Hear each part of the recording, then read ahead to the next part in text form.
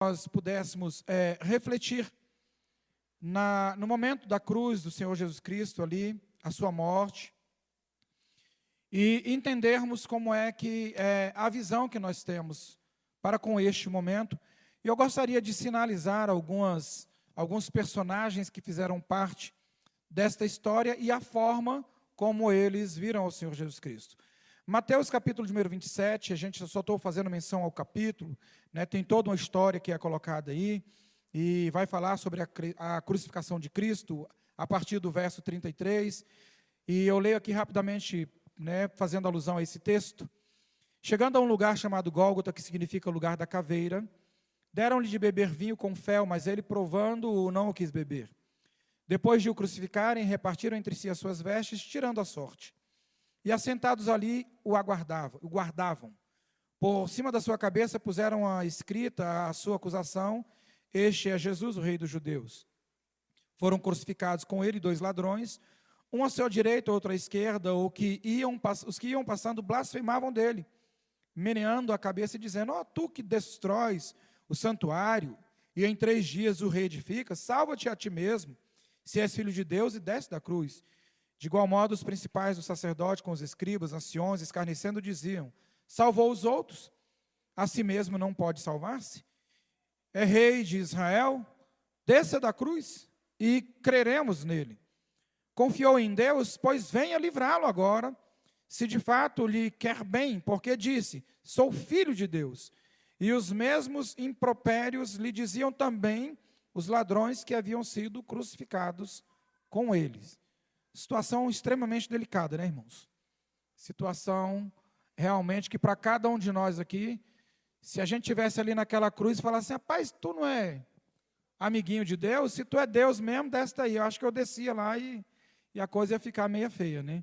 Se fosse qualquer um de nós, talvez tomássemos esse tipo de decisão. Jesus Cristo, ele vai ser levado para a cruz. E existem algumas visões ou perspectivas ou tratativas que são feitas com ele.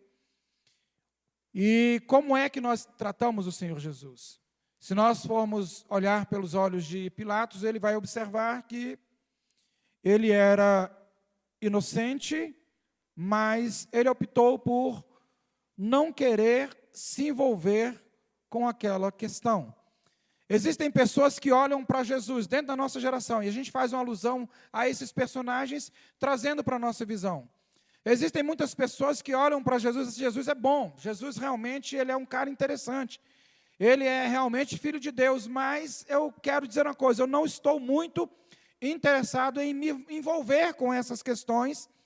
E aí as pessoas simplesmente lavam as suas mãos como uma forma de dizer o seguinte: ele é bom, mas eu prefiro ficar na minha. E não há um envolvimento com o Senhor, o nosso Senhor e Salvador Jesus Cristo. Como é que neste dia nós olhamos para o Senhor Jesus? Como é que nós olhamos? Existiam pessoas que olhavam e simplesmente estavam ali para zombar deles. Talvez no momento em que trouxeram Barrabás, e eu fico imaginando, e a palavra de Deus diz que ali era um ladrão, em que toda a sociedade ali sabia quem era aquele ladrão. Então, irmãos, não é de hoje que o pessoal, eles gostam de negociar, né, soltar ladrão não, entendeu? Isso aí já vem de tempos antigos. E aí eles olham para Barrabás e falam assim: aí, você quer soltar Barrabás ou Jesus Cristo? Qual é a visão que se tem? Talvez Barrabás olhasse e falasse assim: claro que eles vão querer esse cidadão aqui, né? E quando começam a falar assim: soltem Barrabás, ele olha e fala assim: rapaz, eu estou olhando para esse cidadão e todos clamam a mim, e talvez eu seja mais popular, eu seja melhor, eu esteja mais em evidência do que esse cidadão que está aqui ao meu lado. Como é que pode ter passado as informações na cabeça daquele homem que, diante daquele cenário, mesmo diante do seu contexto histórico, mesmo diante da sua vida pregressa, quando colocam ele diante de alguém santo, ainda falam assim: ó, nós escolhemos, elegemos você e nós queremos você, e pode prender esse homem. O que passa talvez na visão de Barrabás. Nós vivemos numa geração em que a visão que as pessoas estão tendo do nosso Senhor Jesus, infelizmente, não é a visão correta. Talvez aqueles 2 ladrões na cruz, que quando diz a palavra de Deus, que todos eles, dentro desses impropérios que falavam e blasfemavam, diz também a palavra do Senhor, que juntamente com eles, aqueles 2 ladrões na cruz, e aonde talvez um estivesse ali e falasse assim, vamos lá, você não salvou, então vamos me salvar também. E talvez um deles pudesse, ou eles pudessem estar olhando Cristo como simplesmente uma oportunidade de ganhar alguma coisa, de se ter alguma coisa. E muitas pessoas, infelizmente, elas chegam diante do Senhor apenas porque elas querem algo de Deus. E não simplesmente por aquilo que Ele é. Ele é soberano. Ele é excelso.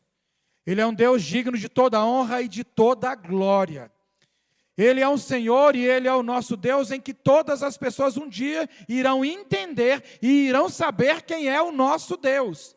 Mas muitas pessoas às vezes querem simplesmente olhar para Jesus e pensar assim, o que Ele pode me dar? Se eu te seguir, Senhor, nós deixamos tudo para te seguir. O que é que a gente vai ganhar com isso? E infelizmente nós vivemos em um momento, em um contexto, em que as pessoas simplesmente olham para o nosso Senhor Jesus Cristo, acreditando que Ele pode dar algo para nós. E aí vivemos numa geração de campanhas. Venham para cá para que você possa ganhar o seu milagre. Venha para cá para que Deus possa multiplicar a sua vida financeira. Não importa do jeito que você está, se você der 10, Deus vai te dar 100, Ele vai te multiplicar. E começamos a barganhar, porque acreditamos que servir a Jesus, aos olhos humanos, é um bom negócio. Como eu disse esses dias no culto de ensino, pequenas igrejas, grandes negócios. E aí as pessoas, elas simplesmente observam que talvez ali eles possam ter algo ao qual eles possam ter do Senhor algum benefício em si. Mas o mais interessante é que a palavra de Deus vai dizer que os que estavam ali, soldados que estavam ali, tiraram as suas vestes, lançaram sorte sobre as vestes de Cristo, estavam ali simplesmente para o ofendê-lo, para crucificá-lo, para menosprezar o nosso Senhor Jesus. E tudo isso, ele sofre em silêncio. Por quê? Por amor a você. Por amor a mim. Por tudo isso, ele vai passar em total silêncio. E é como eu digo, irmãos, se fosse talvez, não vou dizer vocês, então deixa eu me colocar. Se fosse o PW ali, e com todo esse poder de descer, de resolver o problema, eu acho que dificilmente a gente suportaria tanta dor calado. Mas ele fez isso, para que um dia ele pudesse ser a nossa Páscoa. A nossa esperança, a nossa libertação. O pecado, ele já não tem mais poder sobre as nossas vidas. Existe um grupo de pessoas que eles olhavam para Jesus e achavam ali que Jesus era tão pequeno, mas tão pequeno, que a multidão chega a afirmar, e olhando o Cristo na cruz, fala assim, que o sangue desse inocente, não me importa, ele recaia sobre nós e sobre a nossa descendência, sobre os nossos filhos, não nos importamos, pode cair sobre nós, porque tratavam o nosso Senhor e Salvador Jesus Cristo como se fosse uma pessoa comum. Conforme nós sempre fazemos no momento da ceia, é um momento de reflexão. E eu gostaria de fazer menção ao verso de número 54, que eu acredito que é a visão que nós temos que ter. Quando você passa para o verso 54, diz assim, o centurião e os que com ele guardavam a Jesus, vendo o terremoto e tudo o que se passavam, ficaram possuídos de grande temor e disseram, verdadeiramente este era Filho de Deus. Quando nós olhamos para a cruz, quando nós olhamos para a nossa Páscoa, nós temos que entender que Ele verdadeiramente, Ele é o Filho de Deus. Enquanto muitas pessoas estão tentando simplesmente tratar Jesus como uma moeda de troca, enquanto muitos estão se julgando superior ao Senhor Jesus, enquanto muitos já não dão mais importância para a palavra de Deus, como as irmãs aqui, a Wilma, a Graça, as meninas estavam evangelizando, foram ali praticamente hostilizadas, porque falaram que essa palavra aqui ela não tem valor, enquanto muitos estão dizendo assim: nós nos reunimos aqui nesta noite para declarar verdadeiramente Ele é o Filho de Deus, verdadeiramente Ele é a nossa Páscoa, verdadeiramente Ele é o nosso libertador. Louvado e engrandecido seja o nome do Senhor Jesus.